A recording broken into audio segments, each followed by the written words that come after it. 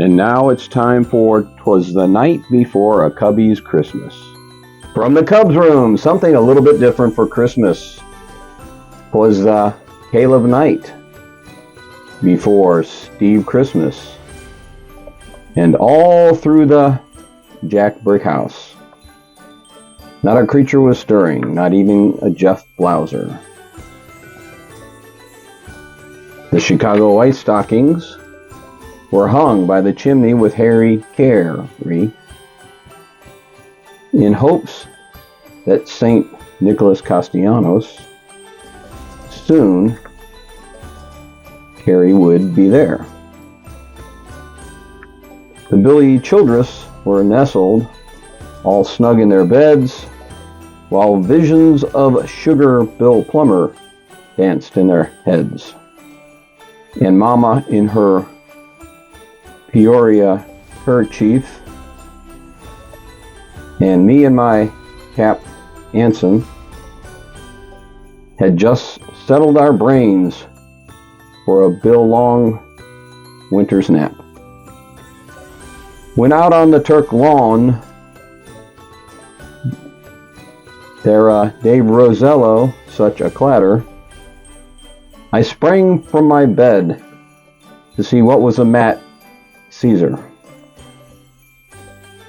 Away to the Marbell window I flew like a flash, tore open the Bruce Suitors, and threw up the sash.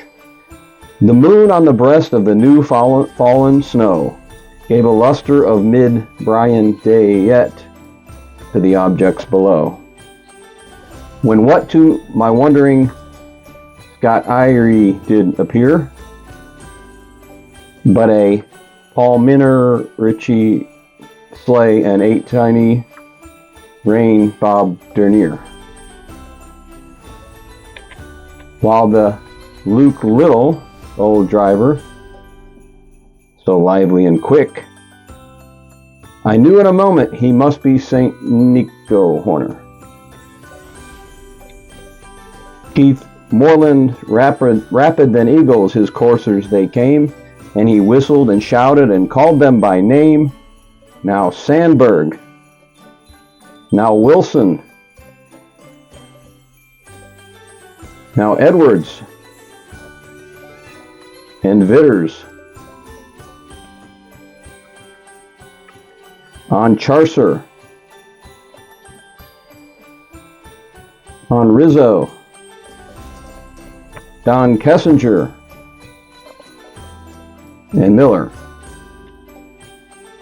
To the top of the porch, to the top of the lee walls, now dash away, dash a Wayne Nordenhagen all. As leaves that before the Mitch Wild Thing Williams hurricane fly, when they meet with an obstacle, mount to the Tyler Sculina. So up to the housetop the coursers they flew, with the sleigh full of toys, and St. Nicholas Padilla too. And then in a twinkling I heard on the Phil roof the prancing and pawing of each Luke Little hoof. As I drew Hall in my head and was turning around, down the chimney St. Nico Horner came with a bound. He was dressed all in fur from his head to his very foot, and his clothes were all tarnished with ashes and Bruce Suiter.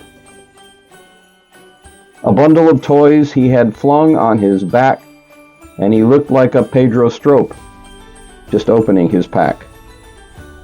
His tomborizers, how they twinkled, his dimples, how merry. His cheeks were like David Rosario, and his nose like a rocky cherry. His droll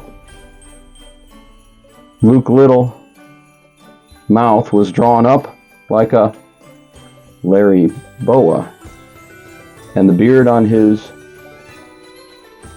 Charlie Chinsky root was as rondelle white as the snow. The chase strump of a pipe he held tight in his teeth, and the Adrian Smoky Garrett, it encircled his head like a wreath.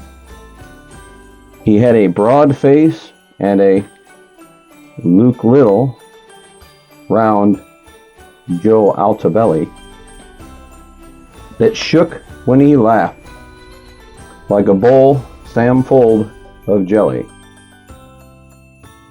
He was chubby and plump, a tie right,